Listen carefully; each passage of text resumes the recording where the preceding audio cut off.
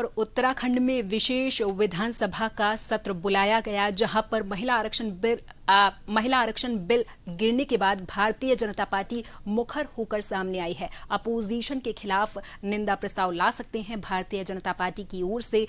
इस सत्र पर सदन के अंदर और बाहर हंगामा हुआ है। अंकिता भंडारी मामले में सैकड़ों जो कार्यकर्ता थे, जो इस प्रदर्शनकारी इस दौरान प्रदर्शन कर रहे थे, वो सड़कों पर उतर आए। पुलिस से धक्का मुक्की हुई, इसमें एक महिला बेहोश हो गई थी।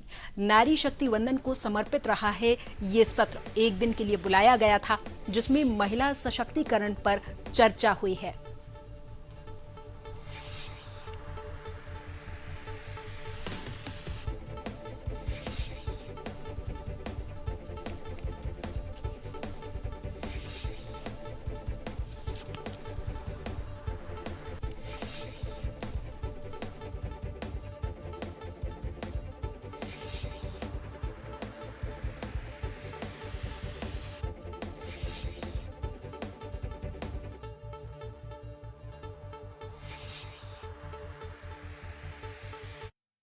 जो एक दिवसीय विशेष सत्र आयोजित किया गया, ठीक है, तो हमारे साथ जुड़ गए हैं देहरादून से bureau chief SN Pant ji इस पूरी चर्चा के लिए। पंत जी, उत्तराखंड विधानसभा का एक दिवसीय विशेष सत्र आयोजित किया गया। महिला आरक्षण बिल गिरने के बाद दोनों पक्षों में, यानी कि भारतीय जनता पार्टी और कांग्रेस में एक तनातनी देखने को मिली है। तो आज पूरे इस विधानसभा के विशेष सत्र का सार क्या रहा, पंत जी? बिल्कुल, आपको बताना चाहूंगा, उत्तराखंड सरकार विशेष सत्र लेकर आई थी एक दिवसीय। हालांकि अनिश्चितकाल के लिए विधानसभा सत्र की कार्रवाई स्थगित कर दी गई है।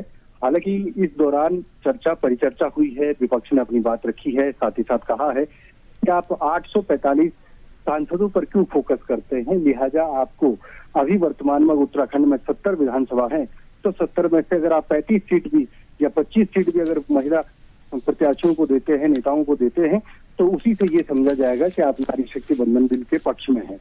हालांकि भारतीय जनता पार्टी ने या तमाम नेताओं ने, मंत्रियों ने, मुख्यमंत्री ने सीधे तौर पर कहा है कि उत्तराखंड में अगर ये बिल संसद में पास हो गया होता तो 105 सीटें होती, जिसमें से 35 महिलाओं की होती, और जब 70 विधानसभा से बढ़कर 105 होती और उसमें भागीदारी 35 की महिला विधायकों की होती, तो वो तस्वीर अलग होती। क्योंकि उत्तराखंड महिलाओं के मातृशक्ति के आंदोलन से जन्म मिला है इस प्रदेश को, और मातृशक्ति की सबसे बड़ी ताकत रही है कि प्रदेश के विकास में मातृशक्ति का सबसे बड़ा योगदान रहा। हालांकि भारतीय जनता पार्टी की मौजूदा सरकार ने सदन के एक दिवसीय विशेष सत्र में अपनी अपनी बारी का इंतजार किया। तमाम नेताओं ने, विधायकों ने बोला, और उसके बाद निंदा प्रस्ताव कांग्रेस के लिए, विपक्ष के लिए पारित किया गया है।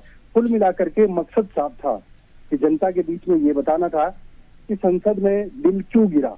विपक्ष ने सहयोग नहीं किया। आधी आबादी यानी महिलाओं को आगे बढ़ाने पर मंचों में सम्मान की बात करते हैं विपक्ष वाले, लेकिन जमीनी हकीकत में तिरस्कार करते हैं। यही इसका मूल सार था। ठीक है, बहुत बहुत धन्यवाद पंत जी। तमाम चर्चा के लिए आप हमारे साथ जुड़े और तमाम जानकारी आपने हमारे दर्शकों तक पहुंचाई।